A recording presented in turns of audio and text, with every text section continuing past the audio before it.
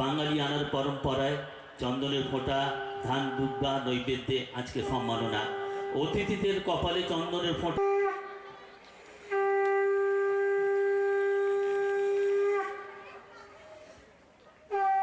Professor Soma Chatterjee, registrar Techno International, New Town. Doctor Jonaki Mukherjee, director Techno India group of schools. Jonaki মেয়েরা সারা রাত জাগে, জ্বালাইয়া দেয় আলো, ঝিঝিরা বাজায় ঘুমের নুপুর, কত যেন বেশি ভালো। তার চেয়ে পড়াচ্ছেন উত্তরীয়, তোমরা যত জোরে পারো হাততালি দিও, যত জোরে। পড়ানো হচ্ছে ব্যাচ, ওদের কত কাজ, বুঝবে কে তা আজ। আর একটা হাততালি তো বুঝিয়ে দাও তোমরা। শোনো না ছোটরা, তোমরা আমাদের আগামীর কৃষ্ণকলি, তোমাদের কাছ থেকে আসবে সবচেয়ে জোরে হাততালি। তার জন্যে তোমাদের আঙ্কেল মিলনভূত সোসাইটির চেয়ারম্যান, 28 বছর ধরে তেলে ভাজা বেগুনি, পাঁপড় ভাজা, রেস্টুরেন্ট খাবারের সেন্ট, মনমারে হ্যাঁচকা, খাবো কাটা ফুচকা, এ বাদ দিয়ে মেলা যে স্বপ্ন পূরণ হতে পারে, দাবি পূরণ করতে পারে, তার মুখ থেকেই শুনবো। আমরা সকলে শুনবো, তোমরাও শুনবে। আর একটা হারির মনে কত আশা, সে বাসা ফিরে পাবে। এসেছেন কলেজে যারা ছাত্রীরা আসছেন দাঁড়িয়ে না থেকে বসে পড়তে পারে, আমি সকলকে আন্তরিকভাবে অভিনন্দন জানাচ্ছি। সুন্দরবনের নোনা জল আর মিঠে মাটিতে আমাদের দেশের স্বাধীনতার পরে সর্বপ্রথম একটা এডুকেশন কনক্লেভ হচ্ছে, যে আমাদের ঘরের ছেলেমেয়েরা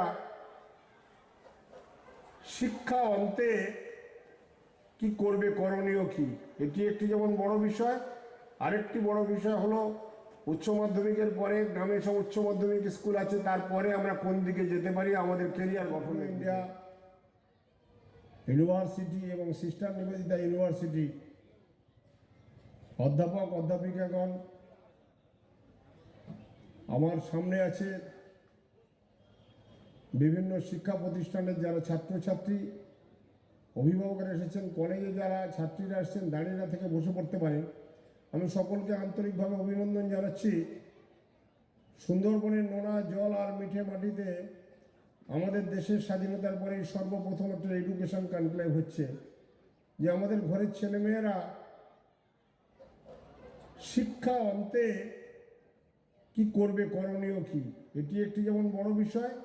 আরেকটি বড় বিষয় হলো উচ্চ মাধ্যমিকের পরে গ্রামে সব উচ্চ মাধ্যমিক স্কুল আছে, তারপরে আমরা কোন দিকে যেতে পারি আমাদের কেরিয়ার গঠনের দিকে। ফলে আজকের এই আলোচনার সূত্রপাত এর জন্য যারা এগিয়ে এসেছেন, সিস্টার নিবেদিতা ইউনিভার্সিটি মেনলি, তাদের কাছে আমরা কৃতজ্ঞ সুন্দরবনবাসী হিসাবে, যে এই সন্ধিক্ষণে দাঁড়িয়ে সুন্দরবনের মতো প্রত্যন্ত এলাকায় এখানকার ছাত্রছাত্রীদের সুবিধার জন্য, এখানকার ছাত্রছাত্রীদের আগামী ভবিষ্যতে নূতন ইতিহাস গড়তে পারে, সেই ইতিহাস গড়ার শুভ সন্ধিক্ষণে দাঁড়িয়ে আমরা আজকের উপস্থিত হয়েছি। আমি মেলার ইতিহাস এই সমস্ত বিষয় বলতে চাই না।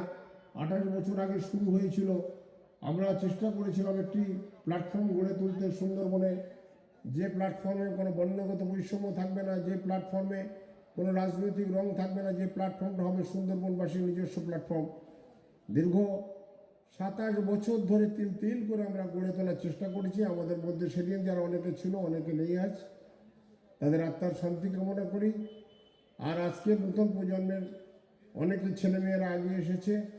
প্রতিবারে আমরা নির্দিষ্ট কিছু দাবি তুলি, এবারেও দাবি, আমাদের মূল দাবি আছে যে ক্যানিং ঝড়খালি বন্ধ হয়ে যাওয়া রেল লাইন কাজ শুরু করতে হবে।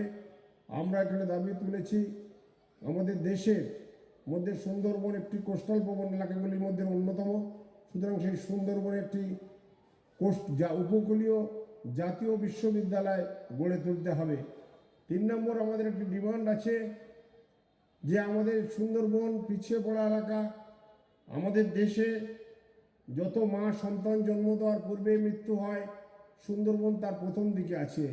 সুতরাং আমরা বলেছি এখানে এইমসের ন্যায় অত্যাধুনিক হাসপাতাল গড়ে তুলতে হবে এবং এখানে মেডিকেল কলেজ করতে হবে, প্যারামেডিক্যাল কলেজ করতে হবে আমাদের ছেলে মেয়েদের জন্য। এরকম একটি গুরুত্বপূর্ণ সাবজেক্টের উপর দাঁড়িয়ে আমাদের দেশের প্রায় 60টি ডিপার্টমেন্ট এখানে পার্টিসিপেট করেছে, আর অসংখ্য প্রাইভেট অর্গানাইজেশন যারা পিছন দিকে আছে। আমরা যে পার্কে আছি এটা শিক্ষা সংস্কৃতি পার্ক, এরকম এর থেকে বড় বড় 4টি পার্ক আছে, একটি বিকেকেরি পার্ক আছে, একটি বিনোদন পার্ক আছে, আর একটি পার্ক আছে ফুড পার্ক। সন্ধ্যার পরে যখন এই মাঠগুলিতে, আর আমরা যারা এখানে বসে আছেন আমাদের সম্মানীয় আলোচকগণ তারা বুঝতে পারবেন না যে সন্ধ্যার পরে নিজেরা এখানে আসতে পারবেন না, উঠতে পারবেন না, এত মানুষ আসবে, লক্ষাধিক মানুষ আজকে আসবেন বিভিন্ন সুন্দরবনের বিভিন্ন প্রান্ত থেকে। তো যাই হোক, এই গুরুত্বপূর্ণ আলোচনার প্রেক্ষাপট এখন তৈরি হচ্ছে এবং আমরা এই আজকের মঞ্চের নামকরণ করে দিয়েছি আমরা। আপনারা জানেন যে একজন শিক্ষাদরদী মহিলা ছিলেন শ্রীমতী মৌ রায় চৌধুরী, অকাল প্রয়াণ হয়েছে। তো আমরা আজকের এই মঞ্চের নামকরণ করেছি, এই আলোচনার যে মঞ্চ সেই মঞ্চের নামকরণ করেছি শ্রীমতী মৌ রায় চৌধুরী।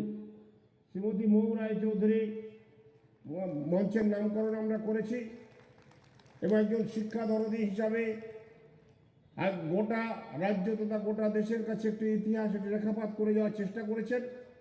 তো আমরা এই কনক্লেভের শুরুতে আমি আমাদের সমস্ত ছাত্রছাত্রী এবং যারা আছেন, আমরা ওনার আত্মার শান্তি কামনার্থে সবাই উঠে দাঁড়িয়ে 1 মিনিট নীরবতা পালন করব। সবাই উঠে দাঁড়াও। খুব বেশি সময়ের প্রোগ্রাম কর্মসূচি নয়, তবুও আমরা একটা দিশা পেতে চলেছি। আজকের এই সন্ধিক্ষণে দাঁড়িয়ে স্বাধীনতার 78 বছর পরে আমরা একটা নতুন একটি মানে সূচনা পর্বে আমরা উপস্থিত হয়েছি। আমি মনে করি আগামী দিনে যদি আমরা এটাকে চালিয়ে যেতে পারি, তাহলে আগামী দিনে ইতিহাস তৈরি হবে। আমাদের ছেলেমেয়েরা ইতিহাস তৈরি করবে। সুন্দরবনের নোনা জল আর মিঠে মাটির ছেলেমেয়েরা তারা আগামী দিনে গোটা দেশের উপর একটি রেখাপাত ফেলতে পারবে। তারা পড়াশোনা পঠন পাঠন সহ তাদের কর্মজীবনের ক্ষেত্রে। সকলে ভালো থাকবেন। আমি মূল আর টেকনিক্যাল যে আলোচনা, সেই আলোচনায় যাওয়ার জন্য যারা আমাদের এখানে অধ্যাপকগণ এসেছেন তারা আলোচনা করবেন। আমরা লেখেও না, পড়েও না, তাহলে কি অবস্থায় দাঁড়াবে? আমি যেই বিষয় নিয়ে পড়াই বা যে বিষয় নিয়ে আমরা কাজ করি, সেটা হচ্ছে কি এই নতুন যে আমাদের বলা যায় যে অস্ত্র, সেটা হচ্ছে গিয়ে যে টেকনোলজি আমরা যেটা বলি, সেটা সবার কাছে আছে এখন, যেটা হচ্ছে মোবাইল ফোন। একসময় একটা মানে একটু এক্সট্রিমিস্ট গ্রুপ তারাও বলতো যে বইটাকে হাতে নাও, সেটা একটা অস্ত্র। আমি বলবো এই মোবাইল ফোনটাও একটা অস্ত্র। এবং এইটা আমি একটা ছোট ঘটনা বলি, এবং সেটা সুন্দরবনেই হয়েছে। আমি অনেক সময় সুন্দরবনে এসেছি যখন এই কারণ অনেক সময় এটা হয়, আমি মানে আয়লার সময় যখন এই যে ঝড়টা হয়, সেই সময় আমি একবার এসেছিলাম। তার আগেও আমি আগে এসেছি, ঝড়ের সময় বেশি এই ত্রাণের ব্যাপারে এসেছি। তখন আমি একটা জিনিস লক্ষ্য করেছিলাম, মানে আগে যেটা লক্ষ্য করেছিলাম, যে ঝড়গুলো যখন আসে তখন প্রচুর মানে গবাদি পশু, ঘর বাড়ি তো ভেঙেই যায়, প্রচুর লোকজন মারা যায়, কিন্তু আয়লাতে একজনও মারা যায়নি। তার কারণ হচ্ছে ওই মোবাইল ফোন। কারণ ওই মোবাইল ফোন দিয়ে মানে আমাদের তো যেটা থাকে না, আমরা সবসময় বলি এই যে আমাদের আবহাওয়া অফিস আছে না, আবহাওয়া অফিস যখন বলে বৃষ্টি পড়বে তখন বৃষ্টি পড়ে না, যখন বলে বৃষ্টি পড়বে না তখন বৃষ্টি পড়ে। তো সেই সময়টা এখন অবশ্য অনেক ভালো হয়ে গেছে। তো সেই সময়টা কিন্তু কোনো এরকম মানে ওয়ার্নিং ছিল না যে এরকম ঝড় আসছে। এখন কিন্তু অনেক আগে থেকে ঝড় আসবে সেটা বলে দেওয়া হয়, তার জন্য লোকে তৈরি হয়ে থাকে। তাহলে বোঝা যাচ্ছে যে ওই মোবাইল ফোনের জন্য লোকজন মারা যায়নি। তো সবাই সবাইকে বলে সে কোথাও যেভাবে হোক বেঁচে গেছে, যদিও প্রচুর ক্ষয়ক্ষতি ঘাটাঘাটি করছে, কোনো কিছুই পড়ছে না। আমি বলছি না যে পড়াশোনা একদম করবে না, কিন্তু মোবাইল ফোনের দ্বারা ওইটা একটা অ্যাডিকশনের মতো হয়ে যায়, কিন্তু সে দ্বারা কিন্তু লোকে শিক্ষিত হতে পারে। এবং সেই এখনের শিক্ষার যে মানে বলা যায় যে সংজ্ঞাটা অনেক বিস্তৃত, এখন আর শুধু লেখাপড়ার মধ্যে সীমাবদ্ধ নয়। সেহেতু ওটা যেরকম এখন ভাষা পাল্টে যাচ্ছে।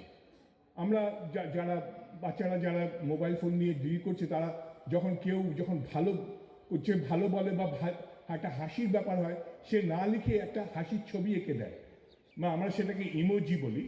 মানে একটা কেউ কারোকে ভালোবাসা হলো, তাকে একটা হৃৎপিণ্ড, একটা হার্ট এঁকে দেয়। তো সেটাও তো একটা কমিউনিকেশন, সেটাও তো একটা সংযোগ, সেটাও একটা শিক্ষার ব্যাপার। অনেক যারা বয়স্ক লোকজন আছে, যারা আমরা পুরনো পন্থীরা যারা বলি লেখাপড়াই করতে হবে তাহলেই সে শিক্ষিত হবে, তা নয়, অনেক রকমভাবে শিক্ষিত হওয়া যায়। এবং সেইগুলো একটু আমাদের জানার দরকার আছে। এবং আজকালকার নতুন ছেলেমেয়েরা তারা নিজেরা খুব ভালো করে শিখে নিতে পারে, কিভাবে শিখবে সেটা তাদের উপর একটু ছেড়ে দেওয়া, শুধু একটু নজর রাখা যে ঠিকমতো সে পড়াশোনা ওই জিনিসগুলো শিখছে কিনা। এবং যদি সে শেখে তার জন্য চাকরির অভাব হয় না, তার শিক্ষার অনেক পরে তারা অনেক কিছু শিখতে পারে, সেগুলো পরে শিখতে পারে। কিন্তু প্রথমেই যদি লেখাপড়া না করে তার মানে সে একেবারে মুখ্য, তার কিচ্ছু শিখলো না, এটা ভাবার কোনো কারণ নেই। সেগুলো পরে শেখা যায়, অনেক জিনিস হাতে কলমেই শেখা যেতে পারে। সেটা কিন্তু সে এই জায়গায় মিডিয়ার ফিল্ডে তারা করতে পারে। এবং সেটা নিয়ে সে শুধু যে খেলাধুলো নয়, সেটা নিয়ে সে কাজ করতে পারে, সে চাকরি পেতে পারে। আমাদের ওখানে অনেক লোক আছে, আমরা লোক খুঁজি যে ভালো ছবি এডিট করতে পারে, ছবিগুলোকে সাজিয়ে দিতে পারে। সে এই ধরনের যে কাজ করে সেটা শেখা যায়, সব জায়গায় শেখা যায়। এবং সেটা শিখতে পারলে, এবং আমি বলবো যে মোবাইল ফোনটাকে আরও চর্চা তাদের পক্ষে আমার মতে ইকোনমিক্স, আরও ইঞ্জিনিয়ারিংয়ের আমার সহকর্মীরা রয়েছে, সোমা আছে, অনুপম আছে। কিন্তু আমি বলবো আমাদের তরফ থেকে অর্থনীতি একটা দারুণ সাবজেক্ট, কিন্তু মনে রেখো অঙ্ক ভালো না বাসলে বা স্ট্যাটিস্টিক্স, সংখ্যাতত্ত্ব বলে একটা সাবজেক্ট আছে, তোমরা নিশ্চয়ই পড়ো, যেটা ইংরেজিতে আমরা বলি স্ট্যাটিস্টিক্স। সেই সংখ্যাতত্ত্বে যদি কেউ ভালো না থাকে তার পক্ষে কিন্তু ইকোনমিক্স কোনো মতেই ভালো হবে না, পাশ করেই অসুবিধা হয়ে যাবে। তো এই তিনটে ব্রাঞ্চে আমার যেই স্কুলটার আমি মেন্টর বা যেটার আমি কি বলবো উপরে আছি, সেখানে পড়ানো হয়। এবং সিস্টার নিবেদিতা ইউনিভার্সিটির বোর্ড অফ গভর্নিং বডির মেম্বার হিসাবে, মানে পরিচালন সমিতির একজন মেম্বার হিসাবে আমি বলতে পারি যে আমাদের এখানে খুব ভালো বৃত্তির ব্যবস্থা আছে। কিন্তু সেই বৃত্তি পেতে গেলে তোমাদের ভাই লেখাপড়া করতে হবে, রেজাল্ট ভালো করতে হবে। রেজাল্ট ভালো করতে গেলে আর কিছু চাই না, রেজাল্ট ভালো করতে গেলে তোমরা আমাদের ওয়েবসাইটে যাবে, গিয়ে সেখানে যাবে, অ্যাডমিশনস কী করে করতে হয় ওয়েবসাইট দেখে নেবে। তোমরা যেটা ডক্টর দাশগুপ্ত বললেন, তোমরা সবাই স্মার্টফোন ইউজ করো, তোমরা জানো কী করে ওয়েবসাইটে গিয়ে নেটকে করে যেতে হয়। যারা ক্লাস 11-এ পড়ছো, উচ্চ মাধ্যমিক দেবে, তার ভাবছো এরপরে কি করব। তোমাদের তিনটে শাখা, একটা কমার্স, একটা সায়েন্স, একটা হিউম্যানিটিস মানে আর্টস। তো যারা কমার্স পড়ছো তাদের সামনে কি খোলা আছে? তাদের সামনে খোলা আছে বিকম অনার্স, বাণিজ্য নিয়ে কমার্স পড়া, অনার্স ইন অ্যাকাউন্টেন্সি আর ব্যাংকিং, এই দুটো দিকে তোমাদের অনার্স আছে। এবং এটা আমাদের বিশ্ববিদ্যালয়তে রয়েছে। এবং সেখানে কিন্তু বিকম পড়ে চাকরি খুব ভালো হয়। বিকম পড়েই বিভিন্ন কোম্পানি আমাদের ক্যাম্পাসে আসে এবং আমাদের ছাত্রছাত্রীদের নিয়ে যায়। এবং শুধু পড়লেই হবে না, তো ভালো ফল করতে হবে। তার জন্য আমাদের শিক্ষকরা রয়েছেন, তার জন্য আমরা সবাই আছি, যাতে তোমাদের একদম সুন্দরভাবে তৈরি করে দিতে পারি। একটা কথা আছে, ক্যাম্পাস টু কর্পোরেট, মানে ক্যাম্পাস মানে হচ্ছে শিক্ষা প্রাঙ্গণ থেকে কর্পোরেট মানে হচ্ছে বাণিজ্য সংস্থা। সেইখান থেকে শিক্ষা প্রাঙ্গণ থেকে বাণিজ্য সংস্থায় উত্তরণের জন্য যা করণীয় সেটা আমরা করব। কিন্তু করতে হবে আবার তোমাদের, বাবা এবং মা যারা রয়েছে তোমাদের। এবং সেখানে ফাঁকি দেওয়া কিন্তু চলবে না, কারণ এটা একটা প্রচণ্ড প্রতিযোগিতার সময়। সে প্রতিযোগিতায় কেউ কারণ নয়, কিন্তু তোমার পাশের বন্ধু বা বান্ধবী তারা কিন্তু তোমার প্রতিযোগী। যখন কোম্পানি আসছে প্লেসমেন্টের জন্য, তোমাদের চাকরি দেওয়ার জন্য, তখন কিন্তু তারা তোমাদের মধ্যে থেকেই বেছে নেবে। সেই জন্য তোমাদের চেষ্টা করতে হবে কি করে সেই, আমরা ইংরেজিতে বলি দ্যাট এক্সট্রা মাইল, কি করে সেই মাইল ফলকটা পার করে যাব যাতে করে আমাকে পছন্দ হয়। সেটার জন্য তোমাদের তৈরি হতে হবে, আমরা সব রকমভাবে সাহায্য করব। এবার দ্বিতীয় হচ্ছে যারা সায়েন্সে আছে, কমার্সে আরও আছে, কমার্সে আছে বাণিজ্য, মানে ম্যানেজমেন্ট তোমরা সবাই জানো, সেটা ডাইরেক্টলি আমাদের স্কুল অফ বিজনেস, আমরা বলি বিজনেস স্কুল, মানে ব্যবসার বিদ্যালয়, স্কুল অফ বিজনেস। সেখানে 3টে ব্রাঞ্চ, কমার্স যেটা সম্বন্ধে আমি বললাম, ম্যানেজমেন্ট যেটা সম্বন্ধে এখন বলছি। সারা ভারতবর্ষ, আমাদের দেশ, it's not an under develop R developing economy, সেটা কিন্তু আন্ডার ম্যানেজড ইকোনমি, মানে আমাদের এখানে ম্যানেজমেন্টারই অভাব, এবং সেই ম্যানেজমেন্টের অভাবের জন্য আমরা পিছিয়ে পড়ে রয়েছি। কিন্তু আমাদের যে কোনো রিসোর্স বা আমাদের যে কোনো সম্পদের যে কমতি আছে তা নয়। আমি একটা কোম্পানিতে কাজ করতাম, তোমরা নাম শুনে থাকবে, টাটা স্টিল, জামশেদপুরে। সেখানে সাংঘাতিক খনিজ সম্পদ আমাদের পশ্চিমবঙ্গে আছে, ঝাড়খণ্ডে আছে, বিহারে আছে। সেই খনিজ সম্পদ দিয়ে আমরা ইস্পাত কারখানা তৈরি করেন টাটারা, এবং এইরকম অজস্র সম্পদ আছে। আমরা যদি ঠিক করে ম্যানেজ করতে পারি, ঠিক করে পরিচালনা করতে পারি, কি পরিচালনা, এই যে তোমরা সবাই রয়েছো আমাদের এখানে, তোমাদের মধ্যে কিন্তু একটা বিশাল সম্পদ আছে। এই সম্পদটাকে আমরা হারনেস করব, বা আমরা এমনভাবে পরিচালনা করব যে এখান থেকে যেন আমরা প্রচণ্ড মূল্য পেতে পারি।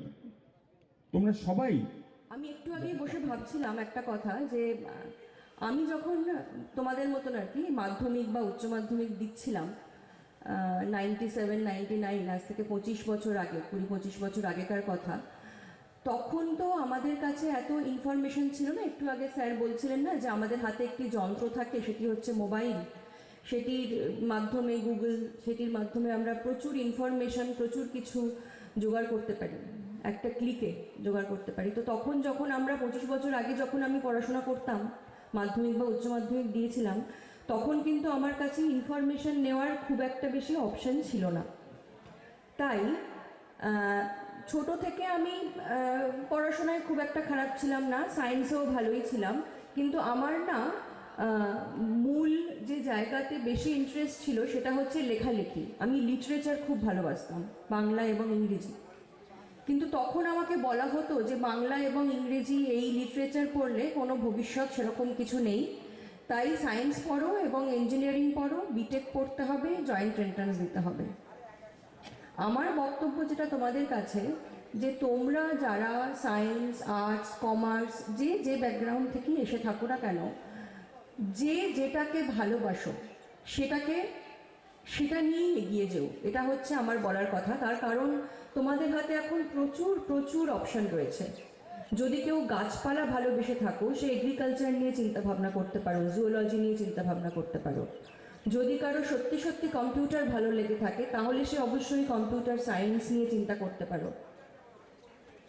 যদি কারো মনে হয় যে সে লিখতে ভালোবাসে কিন্তু তার অঙ্কও ভালো লাগে, তাহলে সে অঙ্ক এবং তোমরা যারা সায়েন্স ব্যাকগ্রাউন্ড, যেহেতু আমি নিজে ইঞ্জিনিয়ারিং এবং সায়েন্স ব্যাকগ্রাউন্ড থেকে এসেছি, সেটা রেসপেক্টেই আমি বলছি। কতজন আছো তোমরা সায়েন্স ব্যাকগ্রাউন্ডে, একটু হাত তুলবে প্লিজ। সায়েন্সের কেউ আছো এখানে? কেউ নেই? আচ্ছা, 3 জন। ঠিক। যেটা আমার বলবার সেটা হচ্ছে, যারা সায়েন্স ব্যাকগ্রাউন্ড থেকে এসেছে তারা 10-এর পর ডিপ্লোমা চিন্তাভাবনা করতে পারে, 12-এর পরে জয়েন্ট এন্ট্রান্সের চিন্তাভাবনা করে ইঞ্জিনিয়ারিংয়ের দিকে যেতে পারে। কমার্স এবং আর্টসে কী হবে সেটা স্যার একটু আগে বলেই দিয়েছেন, আমি আর ওটাকে রিপিট করছি না। এছাড়া বিটেক ছাড়াও যদি কেউ মনে করে সে বিবিএ পড়তে পারে, স্যারের সাবজেক্ট, বিসিএ পড়তে পারে।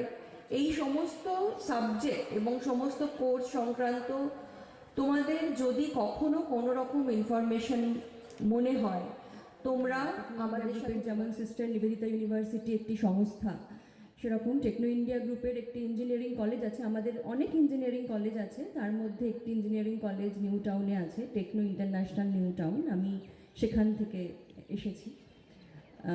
কিছু বলার আগে আমি একটা কথা অবশ্যই বলতে চাইব, যে সুন্দরবনের মতন এরকম প্রত্যন্ত একটি জায়গায়, কুলতলিতে, এরকম একটা এডুকেশন কনক্লেভ করবার যে চিন্তাভাবনা করা হয়েছে, সেই উদ্যোগটাকে আমি সাধুবাদ জানাই। এই উদ্যোগের জন্য আমি সবাইকে অনুরোধ করব একটা হাততালি দিতে।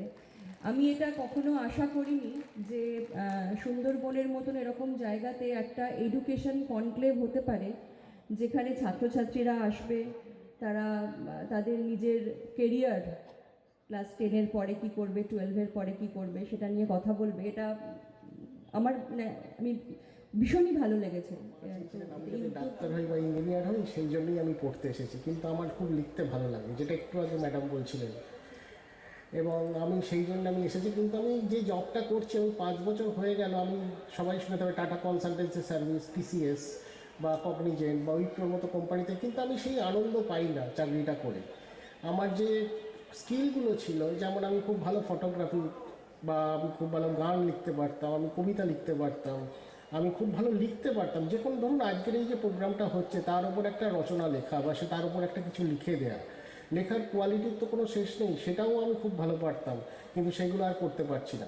এই ধরনের জিনিসগুলো আমরা ফেস করেছি, এবং আমরা স্টুডেন্টদের কাছ থেকে, তারা যখন আজ 4-5 বছর চাকরি করছে তারপর থেকে তাদের কাছে শুনেছি। সেই জন্যে এখানে আমি যা দেখতে পাচ্ছি, তোমরা আছো 7, 8, 9, 10 এবং কলেজের ছাত্রছাত্রীরাও আছো। শুধু বলবো, সবচেয়ে বড় কাউন্সিলর হচ্ছে তুমি নিজে প্রথমে, তারপর তোমার আসবে তোমার পেরেন্টস, এবং তারপরে পারিপার্শ্বিক যারা আছেন। তুমি নিজে আগে নিজেকে জানো ভালো করে। এই জায়গাটাই আমরা পারি না। আমার নিজের ক্ষেত্রেও তাই হয়েছে, যে আমরা যখন দেখছি যে আমার বন্ধু আজকে সায়েন্স নিয়ে পড়তে যাচ্ছে, ইঞ্জিনিয়ারিং, তাই আমাকে প্রথম কলেজ গড়িয়াতে অবস্থিত। আজকের আমি যে ব্যাপারটা নিয়ে আলোচনা করব, এটি কারিগরি বিভাগ থেকে আমি রিপ্রেজেন্ট করছি, কিন্তু ওভারঅল আমার যা অভিজ্ঞতা সেটাই আপনাদের সাথে একটু শেয়ার করব।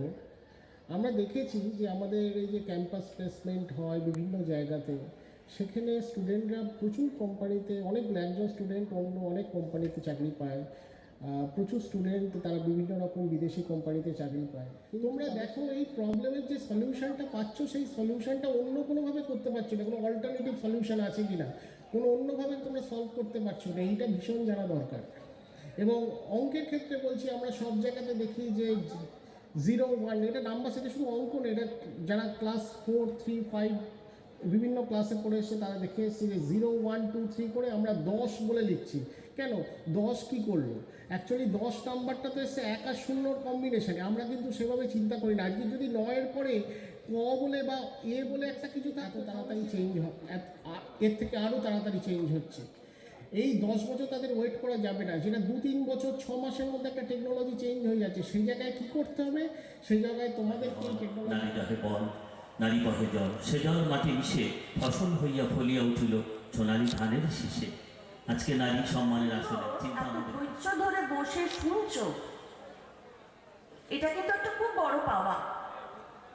কারণ সাধারণত আমরা তো শহরের স্কুলগুলোতে যাই, তোমরা বিশ্বাস করতে পারবে না, তারা একটানা 1 মিনিটও চুপ করে বসতে পারে না। আমার মনে হয় তোমরা অতটা মোবাইলে অ্যাডিক্টেড নও যতটা তারা।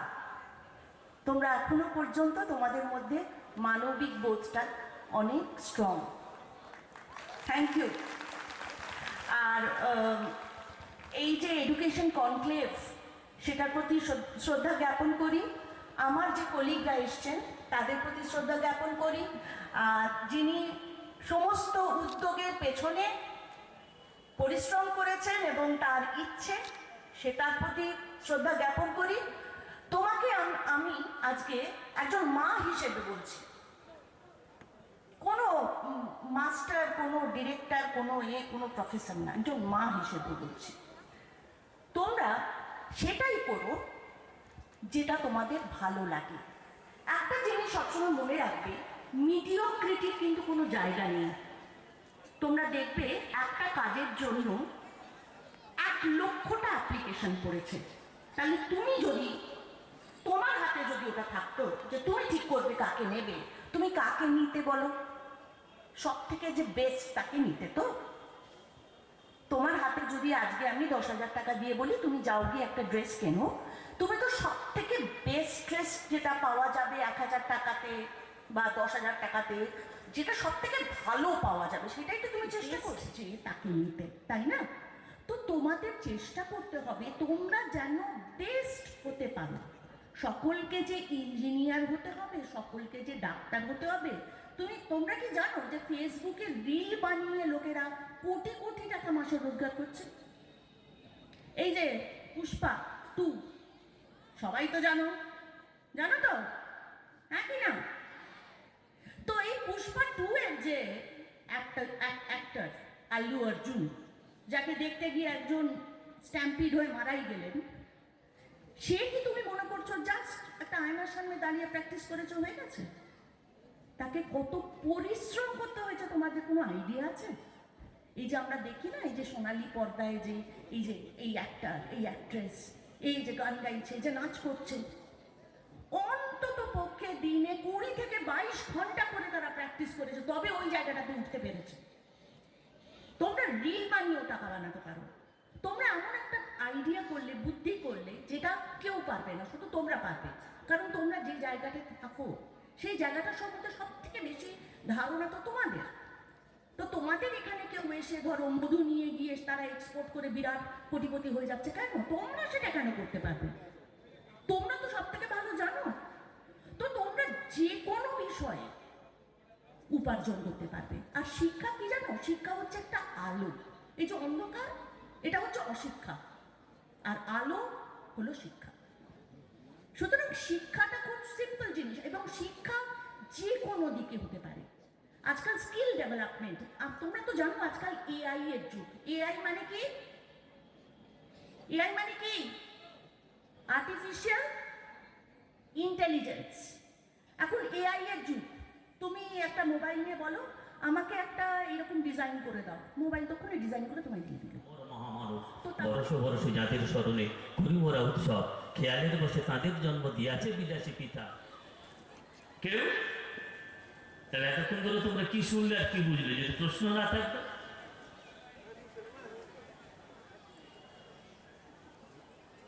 এটা বুঝেছে কিন্তু লজ্জায় বলতে পারছে না।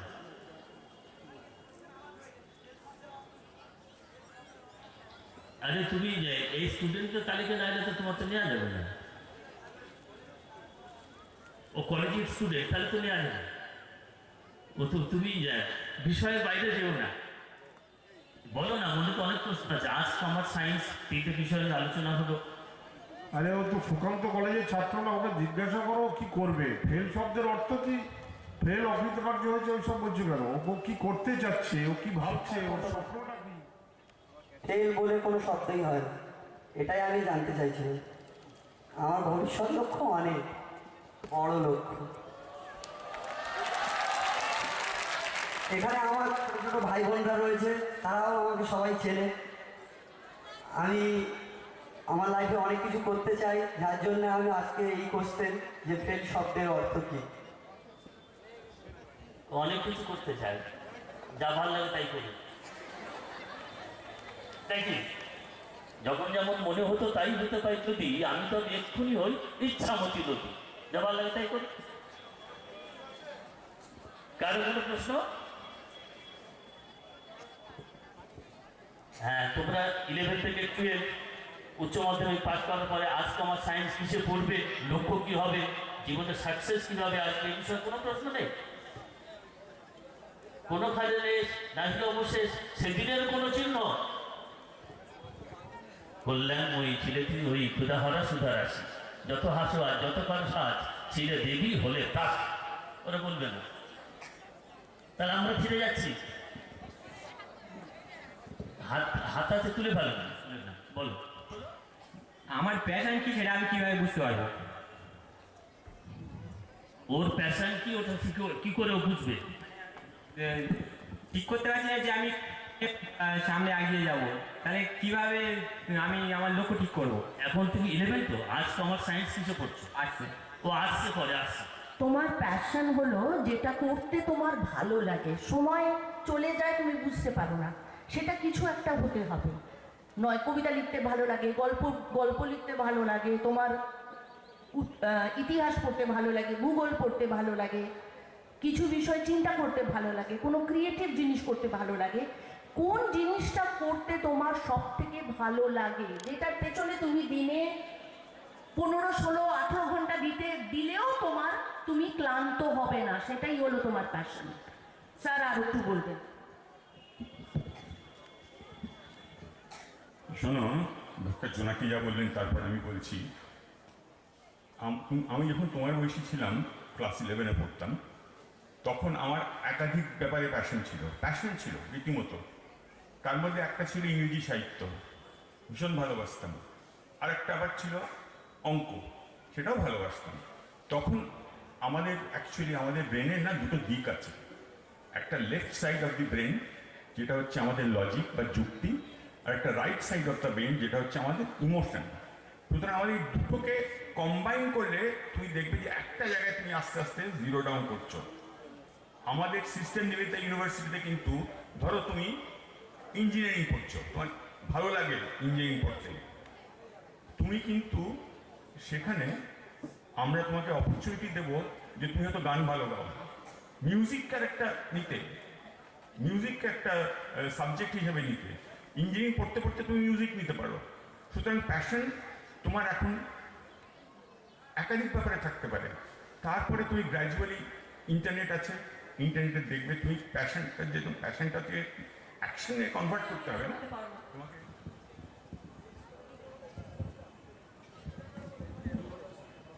WBCS পড়ার জন্য সব থেকে বেশি যেটা দরকার সেটা হচ্ছে জেনারেল নলেজ। জেনারেল নলেজ আর লজিক্যাল রিজনিং, এগুলোর ওপর আলাদা পেপার থাকে। সুতরাং এইটার বিষয়ে রোজ নিউজ পেপারটা প্লিজ পড়ো, দেশ বিদেশে কি হচ্ছে সেটা লক্ষ্য রেখো, এবং আলাদা করেও পড়তে হবে। এবং তুমি যে কোনো দুটো সাবজেক্ট তুমি গুগল করে দেখে নিতে পারো কি কি সাবজেক্টে তুমি পরীক্ষাটা দিতে পারো। তোমাকে দুটো মেন সাবজেক্টে পরীক্ষা দিতে হবে, এবং সেটা তোমার হিস্ট্রি হতে পারে, পলিটিক্যাল সায়েন্স হতে পারে, সোশিওলজি হতে পারে, তুমি যেহেতু তুমি আর্টস নিয়ে পড়ছো। সুতরাং তুমি সাবজেক্টগুলো দেখে নিয়ে তুমি যে কোনো সাবজেক্টের উপর পরীক্ষা দিতে পারো। Fine arts and design, so BSc animation and graphics, তো এটা কি সায়েন্সদের জন্য না আর্টসদের জন্য?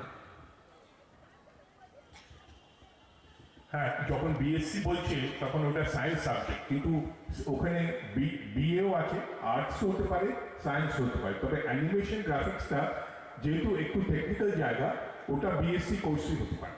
আচ্ছা, তো যেটা যেই ওই সাবজেক্টে যদি ইন্টারেস্ট থাকে, বিএসসি বিএ, তার মধ্যে এআই তোমরা পড়বে, ভিএক্সের তো বটেই, ওখানে 3D অ্যানিমেশনের মধ্যে থেকেই কিন্তু ভিএফএক্সটা এসে যায়। সিএ হতে চাই যে 12 এর পর কিভাবে এগোবো, যদি আপনি বলতেন খুব ভালো হতো। হ্যাঁ, হ্যালো, আমি সিএ কলকাতা। তুমি কি কমার্স পড়ছো? হ্যাঁ স্যার। হ্যাঁ, তাই তুমি হতে চাও, খুব ভালো। ইন্ডিয়ার মধ্যে সবচেয়ে শক্ত পরীক্ষা, নির্দ্বিধায় বলতে পারি। তুমি কি জানো যে সিএতে এখন 15% মাত্র পাস করে, মানে 85 জন ফেল করে, 15% পাস করে। কিন্তু আমি চাই তুমি হতে গেলে তোমাকে দুটো জিনিস মনে রাখতে হবে। একটা হচ্ছে প্রচণ্ড পড়তে হবে, মানে লয়ের ওপরে জোর দিতে হবে, এবং দ্বিতীয়ত হচ্ছে অঙ্ক, কমার্শিয়াল ম্যাথস, যেটা আমি বললাম, সংখ্যাতত্ত্ব, স্ট্যাটিস্টিক্স, সেগুলোর উপরে জোর দিতে হবে, এবং কম্পিউটার সায়েন্সের উপরেও জোর দিতে হবে। এই তিনটে জিনিসের কম্বিনেশন এখন নতুন সিএ যে আছে। তবে প্রসপেক্ট ইজ এনর্মাস, খুব ভালো। আমি তোমার মুখ দেখতে পাচ্ছি না, কিন্তু আমি তোমাকে আশীর্বাদ করছি। আমি 1973 সালে সিএ হয়েছি, হ্যাঁ, এবং রেজাল্ট বেরোবার সঙ্গে সঙ্গে আমি টাটা স্টিলে চাকরি পেয়ে যাই। আমার আশীর্বাদ এবং আমার শুভেচ্ছা যে তুমিও যেন ঠিক ওই রকমভাবেই আমি তোমার চেয়ে 50 বছরের সিনিয়র, এবং কদিন আগে গত 24 তারিখ এখানে আমাদের সত্যম রায়চৌধুরী ফাউন্ডেশন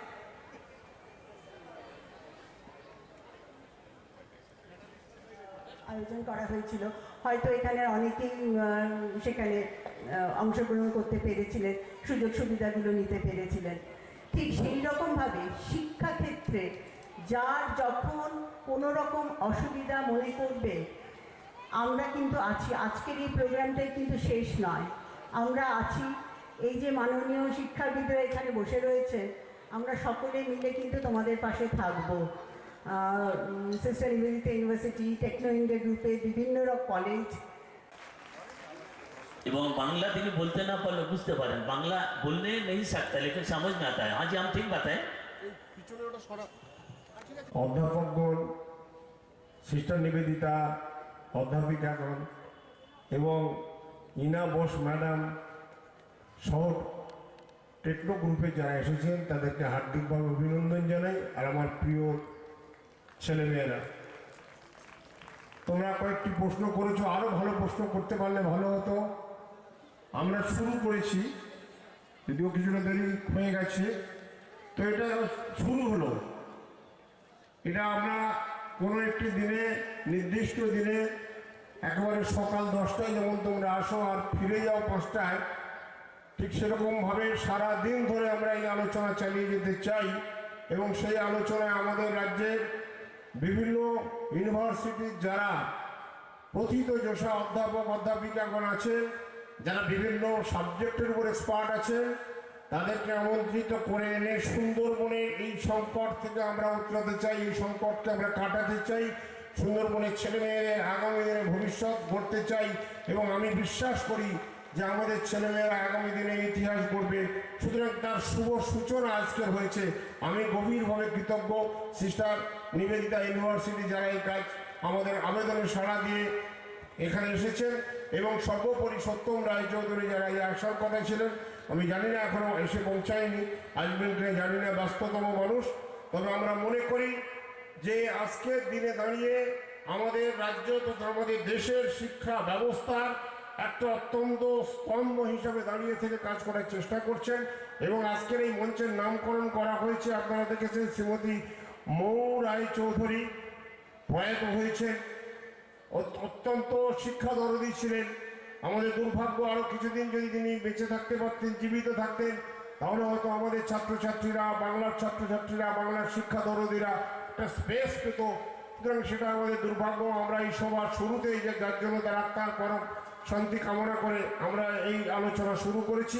এরপরে আমাদের অত্যন্ত সম্মানীয় এবং শ্রদ্ধাভাজন আমাদের ইন্ডিয়ান অয়েল কর্পোরেশনের এলপিজি সেকশনের সিজিএম সাহেব, এখানে নবকুমার কনার সাহেব আছেন, আমাদের ছেলেমেয়েরা আছো, আমাদের যারা অভিভাবক অভিভাবিকা আছো, কিছু প্রশ্ন উত্তর হবে এবং খুব ভালো পুরস্কার তারা দেবেন। উনি মঞ্চে আসবেন, এখনই মঞ্চে আসবেন।